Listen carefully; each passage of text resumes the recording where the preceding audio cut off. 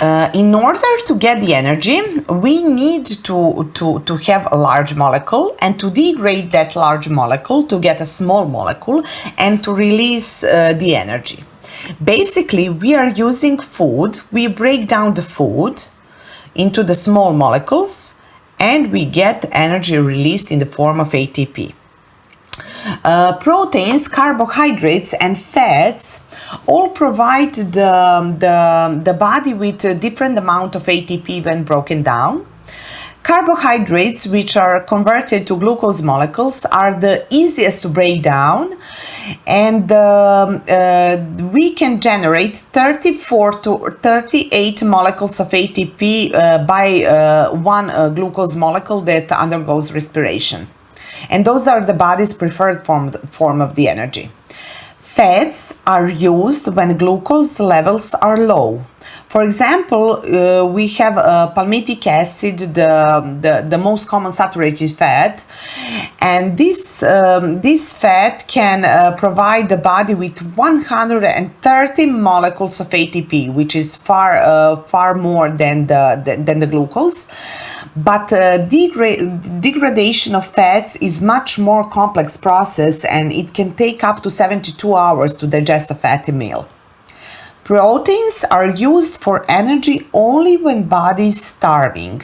Basically, we are not in regular conditions, in normal conditions, we are not using proteins to make energy. So basically, a series of reactions inside and outside of mitochondria results in a production of ATP in a process called oxidative phosphorylation.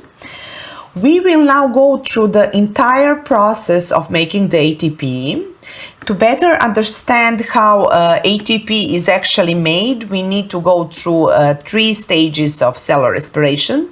The first one is glycolysis, the second one is the Krebs cycle, and the third one is oxidative phosphorylation. Let's start from the first one. Glycolysis is made up of 2 words. Glyco means glucose and lysis means breakdown. Glycolysis is metabolic pathway that involves systemic breakdown of glucose. And I would like you to remember 3 important facts about glycolysis. The first one, glycolysis is not happening in mitochondria.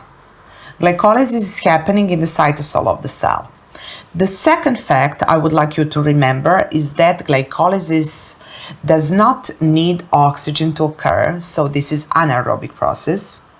And the third one, I would like you to remember what we get when the glycolysis is over.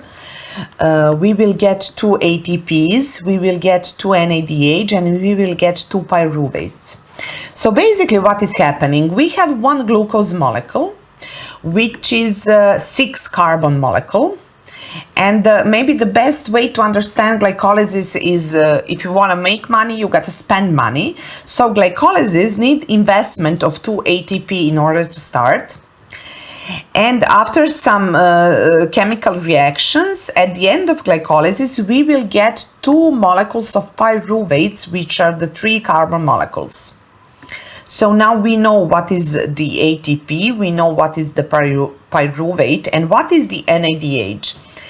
NADH is a coenzyme that has ability to transfer electrons, which will be very useful in the next stages of cellular respiration. We will get to that in a minute. And since we can generate only 2 molecules of ATP at the end of glycolysis, that is not enough energy for our cell to function.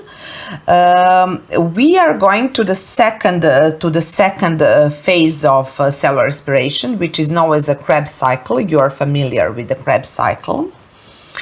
What is happening in the Krebs cycle? So here we have something that is called acetyl coenzyme A, which is previously generated from pyruvate. And this acetyl coenzyme A is going to undergo a series of reactions, which I'm not going to go through right now. There is a lot of them. I would like to focus on what we get at the end of the Krebs cycle.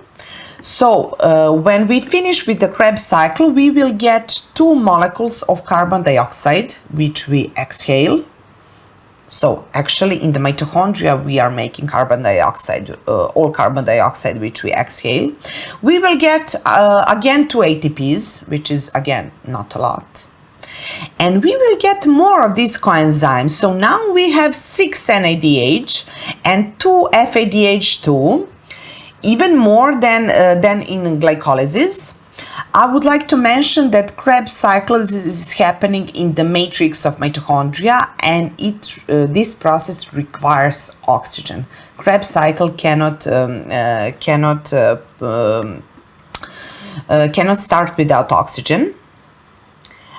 And now let's move to the third phase, and the most important one, which is called oxidative phosphorylation. Why is it the most important? Because this is actually the place where we will get our ATP. We will get a large amount of ATP in this process. And this is actually where the structure of mitochondria plays a large role, and this is actually why we need oxygen to survive. I will show you what is happening in oxidative phosphorylation. So here we have an outer membrane of mitochondria. Here we have the inner membrane. On the inner membrane there is something that is called electron transport chain. So basically we have five protein complexes lying on this inner mitochondrial membrane. And what is happening? Those NADHs and FADH2 are going to undergo some chemical reaction, and actually they will be donating electrons, NADH to the first of the complex, and the FADH to the second of the complex. Between these two complexes we have coenzyme Q10. It's very important to know where is the Q10, here between the first and the second complex. So basically now we have electrons in the first and in the second complex, and those electrons will pass from one complex to another, and while they are passing along the electron transport chain they will generate energy. This is still not ATP.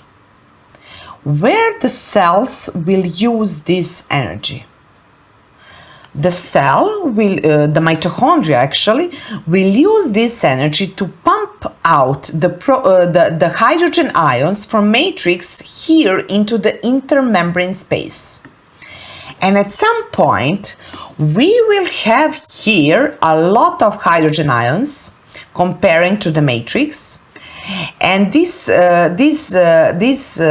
place will become more acidic, and this will become basic, and we actually know that molecules like to go from the place of high concentration to the place of low concentration. So basically these hydrogen ions just want to go back here in the matrix, but they can't. Why?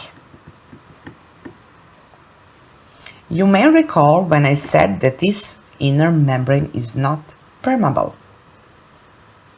There is only one way these hydrogen ions can go back to the matrix, and that is through this fifth complex, which is known as ATP synthase. This ATP synthase has some channels in it that allow hydrogen ions to pass through the ATP synthase.